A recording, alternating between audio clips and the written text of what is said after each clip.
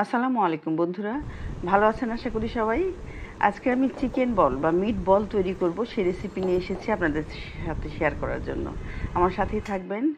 Chicken ছোট ছোট piece করে 2 কাপ নিয়েছি। তার সাথে লাল মরিচ গুঁড়া হাফ চামচ, গোলমরিচ গুঁড়া, কালো গোলমরিচ গুঁড়া হাফ চামচ, চিনি হাফ চামচ, লবণ হাফ চামচ, 2 টেবিল চামচ কর্নফ্লাওয়ার, খানিকটা পেঁয়াজ কুচি, আদা বাটা হাফ চামচ, রসুন বাটা হাফ চামচ।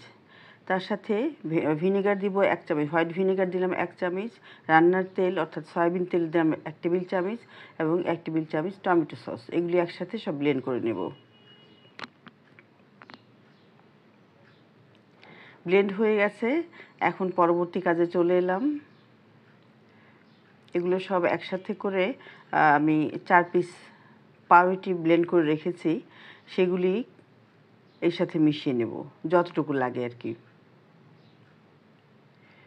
কর্নফ্লাওয়ার, পাউরুটির এই গুঁড়া এগুলি সবই বাইন্ডারের কাজ করবে।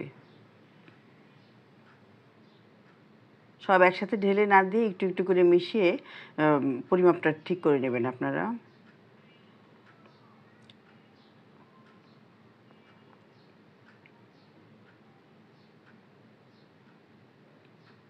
দুই পিস পাউরুটির 2টা পিস ব্লেন্ড করলেই যথেষ্ট হতো, অর্ধেকটা লাগলো, পুরোটা লাগবে না। বন্ধুরা, যারা আমার চ্যানেলে নতুন এসেছেন প্লিজ সাবস্ক্রাইব করবেন।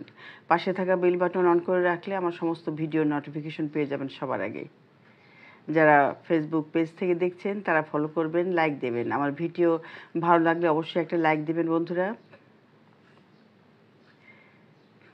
এভাবে একটা চামচ দিয়ে, হাফ টেবিল চামচ নিয়েছি আমি, এটা চামচ দিয়ে মাপ করে নিলে, পরিমাপ করে নিলে মেজারমেন্টটা ঠিক থাকবে এবং প্রত্যেকটা বল একই সাইজের হবে, একই শেপের হবে।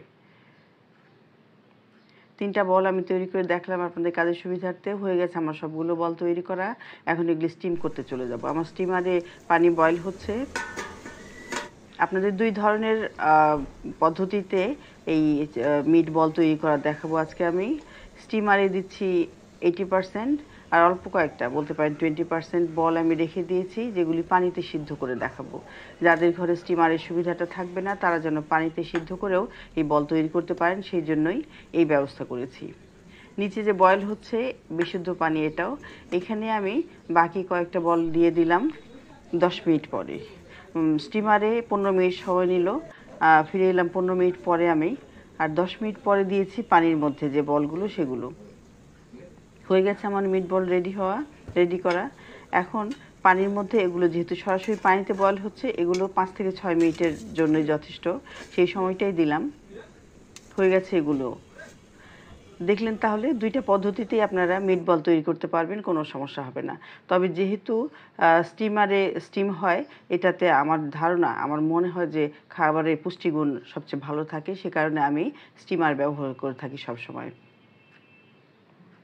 ঘরে তৈরি খাবার খাবেন, সুস্থ থাকবেন। শিশুদের জন্য এগুলি অত্যন্ত উপাদেয় খাবার, এদের স্কুলের টিফিন, বিকেলের নাস্তায়।